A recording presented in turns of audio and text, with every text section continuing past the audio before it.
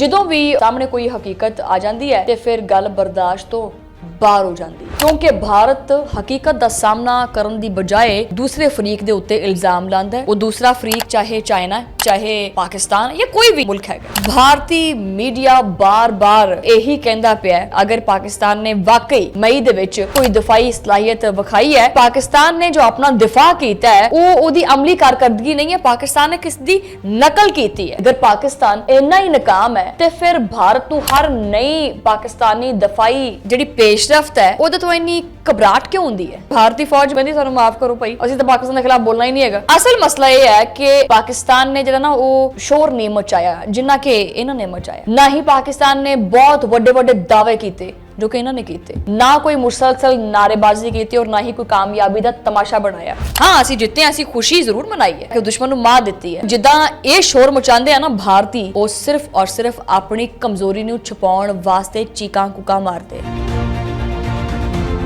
ਬਿਸਮਿल्लाहिर्रहमानिर्रहीम, अस्सलाम वालेकुम। ਤੁਸੀਂ ਦੇਖ ਰਹੇ ਹੋ 360 डिजिटल पंजाबी और मैं ਤੁਹਾਡੀ ਮੇਜ਼ਬਾਨ ਸ਼ਮਾਇਲਾ ਨਿਆਜ਼। ਜਨਾਬ ਅੱਜ ਵਲੌਗ ਸ਼ੁਰੂ ਕਰਦੇ ਹਾਂ ਔਰ ਇਹ ਦਰਅਸਲ ਕੋਈ ਖਬਰ ਨਹੀਂ ਹੈਗੀ ਕਿ ਆਖੋ ਤਾਂ ਮੈਂ ਤੁਹਾਨੂੰ ਕੋਈ ਖਬਰ ਸੁਣਾਣੀ ਪਈ ਹੈ, ਨਹੀਂ। ਇਹ ਬਲਕਿ ਇੱਕ ਜ਼ਿਹਨੀਅਤ ਹੈ, ਇਹ ਇੱਕ ਕੈਫੀਅਤ ਹੈ, ਇਹ ਇੱਕ ਰਵੱਈਆ ਹੈ ਜਿਹੜਾ ਕਿ ਸਾਲਾਂ ਤੋਂ ਭਾਰਤ ਦੇ ਵਿੱਚ ਇਜਤਮਾਈ ਸ਼ੋਰ ਬਣ ਕੇ ਜਿਹਨਾਂ ਨੂੰ ਪਲਦਾ ਪਿਆ ਸੀ। ਜਦੋਂ ਵੀ ਸਾਹਮਣੇ ਕੋਈ ਹਕੀਕਤ ਆ ਜਾਂਦੀ ਹੈ ਤੇ ਫਿਰ ਗੱਲ ਬਰਦਾਸ਼ਤ ਤੋਂ ਬਾਹਰ ਹੋ ਜਾਂਦੀ ਹੈ ਕਿਉਂਕਿ ਭਾਰਤ ਹਕੀਕਤ ਦਾ ਸਾਹਮਣਾ ਕਰਨ ਦੀ ਬਜਾਏ ਦੂਸਰੇ ਫਰੀਕ ਦੇ ਉੱਤੇ ਇਲਜ਼ਾਮ ਲਾਉਂਦਾ ਹੈ। ਉਹ ਦੂਸਰਾ ਫਰੀਕ ਚਾਹੇ ਚਾਈਨਾ ਹੈ, ਉਹ ਦੂਸਰਾ ਫਰੀਕ ਚਾਹੇ ਪਾਕਿਸਤਾਨ ਜਾਂ ਕੋਈ ਵੀ ABCD ਮੁਲਕ ਹੈਗਾ। ਭਾਰਤੀ ਮੀਡੀਆ ਬਾਰ-ਬਾਰ ਇਹੀ ਕਹਿੰਦਾ ਪਿਆ ਔਰ ਇਹ ਸਾਬਤ ਕਰਨ ਦੀ ਕੋਸ਼ਿਸ਼ ਕਿ ਅਗਰ ਪਾਕਿਸਤਾਨ ਨੇ ਵਾਕਈ यानी ਜਿਹੜਾ ਨਾ ਉਹ ਮਈ ਦੇ ਵਿੱਚ ਵਾਕਈ ਕੋਈ ਦਿਫਾਈ ਸਲਾਹੀਅਤ ਵਿਖਾਈ ਹੈ ਤੇ ਫਿਰ ਉਹ ਲਾਜ਼ਮਨ ਕਿਸੇ ਦੀ ਨਕਲ ਕੀਤੀ ਗਈ ਹੋਏਗੀ। ਮਤਲਬ ਇਹ ਕੋਈ ਗੱਲ ਬਣਦੀ ਹੈ ਵੈਸੇ? ਯਾਨੀ ਪਾਕਿਸਤਾਨ ਨੇ ਜੋ ਆਪਣਾ ਦਿਫਾ ਕੀਤਾ ਹੈ ਉਹ ਉਹਦੀ ਅਮਲੀ ਕਾਰਕਰਦਗੀ ਨਹੀਂ ਹੈ, ਪਾਕਿਸਤਾਨ ਨੇ ਕਿਸ ਦੀ ਨਕਲ ਕੀਤੀ ਹੈ ਕਿਉਂਕਿ ਉਹਨਾਂ ਦੇ ਜ਼ਿਹਨ ਦੇ ਵਿੱਚ ਇੱਕ ਗੱਲ ਬਿਠਾ ਦਿੱਤੀ ਗਈ ਹੈ ਕਿ ਪਾਕਿਸਤਾਨ ਖੁਦ ਆਪਣੇ ਆਪ ਕੁਝ ਵੀ ਨਹੀਂ ਕਰ ਸਕਦਾ। ਪਾਕਿਸਤਾਨ ਨੇ ਮਈ ਦੇ ਮਾਰਕਾ ਹੱਕ ਦੇ ਵਿੱਚ ਜੋ ਸੱਟ ਭਾਰਤ ਨੂੰ ਮਾਰੀ ਹੈ, ਭਾਰਤ ਹੁਣ ਵੀ ਇਹ ਕਲੇਮ ਕਰਦਾ ਪਿਆ ਕਿ ਜੀ ਉਹ ਪਾਕਿਸਤਾਨ ਨੇ ਕਿਸ ਦੀ ਨਕਲ ਕੀਤੀ ਹੈ। ਬੱਲੇ ਹੋ ਤੇਰੇ। ਜ਼ਰਾ ਇੱਕ ਲਮਹੇ ਵਾਸਤੇ ਰੁਕ ਕੇ ਇੱਕ ਸਾਦਾ ਜਿਹਾ ਸਵਾਲ ਕਰਦੇ ਹਾਂ ਕਿ ਅਗਰ ਪਾਕਿਸਤਾਨ ਵਾਕਈ ਇੰਨਾ ਹੀ ਨਲਾਇਕ ਹੈ, ਇੰਨਾ ਹੀ ਨਾਕਾਮ ਹੈ ਤੇ ਫਿਰ ਭਾਰਤ ਨੂੰ ਹਰ ਨਈ ਪਾਕਿਸਤਾਨੀ ਦਫਾਈ ਜਿਹੜੀ ਪੇਸ਼ਰਫਤ ਹੈ ਉਹਦੇ ਤੋਂ ਇੰਨੀ ਘਬਰਾਹਟ ਕਿਉਂ ਹੁੰਦੀ ਹੈ? ਔਰ ਇਹ ਦਫਾਈ ਜਿਹੜੀ ਪੇਸ਼ਰਫਤ ਹੈ ਪਾਕਿਸਤਾਨ ਦੀ ਉਹਦੇ ਉੱਤੇ ਇੰਨੀ ਨਜ਼ਰ ਕਿਉਂ ਰੱਖਦਾ ਹੈ? ਅਸਲ ਮਸਲਾ ਨਕਲ ਦਾ ਨਹੀਂ ਹੈਗਾ। ਅਸਲ ਮਸਲਾ ਇਹ ਹੈ ਕਿ ਜਿਸ ਮੁਲਕ ਨੂੰ ਬਰਸਾਂ ਤੋਂ ਕਮਤਰ, ਨਾਕਾਮ ਔਰ ਮੁਹਤਾਜ ਕਰਾ ਦਿੱਤਾ ਗਿਆ, ਉਹਨੇ ਆਪਣੇ ਮਹਦੂਦ ਵਸਾਇਲ ਦੇ ਬਾਵਜੂਦ ਆਪਣੀ ਸਲਾਹੀਅਤ ਵਿਖਾ ਦਿੱਤੀ ਹੈ। ਇਹਨੇ ਸਮਝਿਆ ਇਸ ਤਰ੍ਹਾਂ ਕਿ ਪਾਕਿਸਤਾਨ ਤਾਂ ਨਲਾਇਕ ਹੈ, ਨਿਕੰਮਾ ਹੈ, ਕੁਛ ਨਹੀਂ ਕਰ ਸਕਦਾ, ਇਹਦੇ ਕੋਲੇ ਖਾਣ ਨੂੰ ਰੋਟੀ ਨਹੀਂ ਹੈਗੀ, ਅਸੀਂ ਕਰ ਸਿੱਟਦੇ ਹਾਂ ਇੱਥੋਂ ਬੰਬ ਤੇ ਪਾਕਿਸਤਾਨ ਦਾ ਇੰਜ ਹੀ ਬੈਠਾ ਰਹੇਗਾ। ਲੇਕਿਨ ਅਗੋ ਪਾਕਿਸਤਾਨ ਨੇ ਮੱਕੂ ਠੱਪ ਦਿੱਤਾ। ਜਦੋਂ ਪਾਕਿਸਤਾਨ ਨੇ ਮੱਕੂ ਠੱਪਿਆ ਤੇ ਇਹਦੇ ਤਨ ਬਦਨ ਚ ਲੱਗੀ ਅੱਗ, ਇਹਨੂੰ ਹੋਇਆ ਨਹੀਂ ਹਜ਼ਮ। ਭਾਰਤੀ ਮੀਡੀਆ ਦਾਨਿਸਤਾ ਤੌਰ ਤੇ ਇਹ ਹਕੀਕਤ ਛੁਪਾਈ ਜਾਂਦਾ ਹੈ ਕਿ ਦਫਾਈ ਦੁਨੀਆ ਦੇ ਵਿੱਚ ਕੋਈ ਵੀ ਮੁਲਕ ਸਿਫਰ ਤੋਂ ਆਗਾਜ਼ ਨਹੀਂ ਕਰ ਸਕਦਾ। ਦੁਨੀਆ ਦੀ ਹਰ ਵੱਡੀ ਤਾਕਤ ਨੇ ਕਿਸੇ ਨਾ ਕਿਸੇ ਮਰਹਲੇ ਦੇ ਉੱਤੇ ਦੂਜਿਆਂ ਕੋਲੋਂ ਤਜਰਬਾਤ ਨਾਲ ਸਿੱਖਿਆ ਇੱਕ ਨਿਜ਼ਾਮ ਹੈ ਉਹ ਵੀ ਅਪਣਾਇਆ ਹੈ ਔਰ ਆਪਣੇ ਨਿਜ਼ਾਮ ਨੂੰ ਬਿਹਤਰ ਕਰਨ ਦੀ ਕੋਸ਼ਿਸ਼ ਵੀ ਕੀਤੀ ਹੈ। ਔਰ ਇਹ ਚੀਜ਼ ਕੋਈ ਜੁਰਮ ਨਹੀਂ ਹੈ, ਇਹ ਕੋਈ ਦਫਾਈ ਇਰਤਕਾ ਦਾ ਕੁਦਰਤੀ ਅਮਲ ਵੀ ਨਹੀਂ ਹੈ।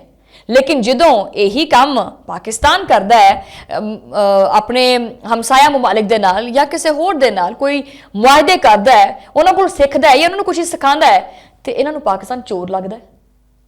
ਇਹ ਫਿਰ ਪਾਕਿਸਤਾਨ ਦੇ ਬਾਰੇ ਜਿਹੜਾ ਨਾ ਉਹ ਬਹਿਸ ਕਰਦੇ ਆ ਕਿ ਵੀ ਇਹ ਜਿਹੜਾ ਮਾਰਕਾ ਹੱਕ ਹੋਇਆ ਔਰ ਆਪਰੇਸ਼ਨ ਸੰਦੂਰ ਦੇ ਵਿੱਚ ਸਾਰਾ ਸੰਦੂਰ ਜਿਹੜਾ ਨਾ ਉਹ ਭਾਰਤ ਦੀ ਮੰਗ ਦੇ ਵਿੱਚ ਪਾਕਿਸਤਾਨ ਨੇ ਭਰ ਦਿੱਤਾ ਤੇ ਇਹਨੂੰ ਹਜ਼ਮ ਨਹੀਂ ਹੋਇਆ। ਲੇਕਿਨ ਭਾਰਤ ਜਿਹੜਾ ਉਹ ਕੁਛ ਰਿਟਾਇਰ ਜਿਹੜੇ ਆਪਣੇ ਫੌਜੀ ਅਫਸਰਾਨ ਨੇ ਨਾ, ਪਤਾ ਨਹੀਂ ਅਫਸਰਾਨ ਵੀ ਸੀ ਕਿ ਨਹੀਂ ਅਫਸਰਾਨ ਸੀ, ਉਹ ਠੀਕ ਹੈ, ਉਹ ਬਟਮੈਨ ਸੀ ਕਿਸੇ ਨਾ ਕਿਸੇ ਅਫਸਰ ਦੇ ਜਿਨ੍ਹਾਂ ਨੂੰ ਉਹ ਬਿਠਾ ਦਿੰਦੇ ਲਿਆ ਕੇ ਕਿਉਂਕਿ ਭਾਰਤੀ ਫੌਜ ਮੇਰਾ ਨਹੀਂ ਖਿਆਲ ਕਿ ਕਹਿੰਦੀ ਹੋਏਗੀ, ਕਹਿੰਦੀ ਸਾਨੂੰ ਮਾਫ ਕਰੋ ਭਾਈ, ਅਸੀਂ ਤਾਂ ਪਾਕਿਸਤਾਨ ਦੇ ਖਿਲਾਫ ਬੋਲਣਾ ਹੀ ਨਹੀਂ ਹੈਗਾ। ਉਹਨਾਂ ਨੂੰ ਬਿਠਾ ਦਿੰਦੇ ਤਫਸੀਲਾਂ ਦੱਸਣ ਵਾਸਤੇ ਕਿ ਦੱਸੋ ਆ ਝੂਠ ਘੜੋ ਤੇ ਭਾਰਤ ਦੀ ਆਵਾਮ ਨੂੰ ਦੱਸੋ। ਅਸਲ ਮਸਲਾ ਇਹ ਹੈ ਕਿ ਪਾਕਿਸਤਾਨ ਨੇ ਜਿਹੜਾ ਨਾ ਉਹ ਸ਼ੋਰ ਨਹੀਂ ਮਚਾਇਆ ਜਿੰਨਾ ਕਿ ਇਹਨਾਂ ਨੇ ਮਚਾਇਆ।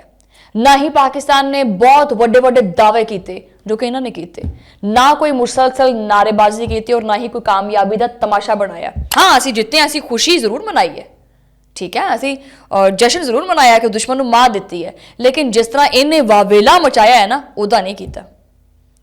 क्योंकि जिदा ये शोर मचाते हैं ना भारती, वो सिर्फ और सिर्फ अपनी कमजोरी को छुपाने वास्ते चीकां कूकां मारते। कभी कोई एंकर वेखिया इन्ना इस तरह, मेरा मतलब तुसी समझ गए, मतलब बोलते हुए आ जरा हैगा अर्नब गोस्वामी और 2-3 बाजियां हैगियां ने होर जड़ियां बस चीकां कूकां मारी जांदियां, पैसे पैसे मिलते हैं, लिफाफे।